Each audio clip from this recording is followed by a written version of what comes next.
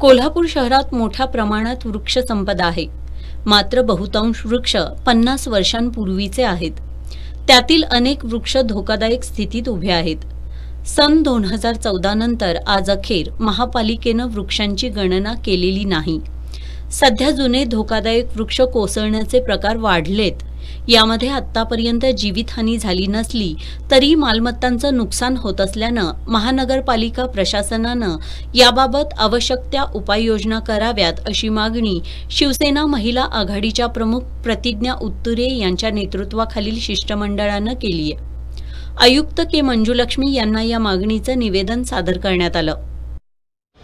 2 दिवसापूर्वी आपण पाहिलं की ताराबाई पार्क तसेच टाउन हॉल येथे जुनी आणि धोकादायक वृक्ष पडलं आणि त्यामध्ये जीवितहानी झाली नाही पण वित्तहानी झाली. कारण 4 व्हीलर एक त्याच्यामध्ये सापडली, त्याच्यावरतीच ते झाड पडलं. सुदैवानं त्या लोकांना काही झालं नाही पण कारचं मोठं नुकसान झालं. असं म्हणजे अशी सिच्युएशन वारंवार येऊ शकतात किंवा होऊ शकतात जर यंत्रणा आपली प्रशासनाची वाढली नाही तर.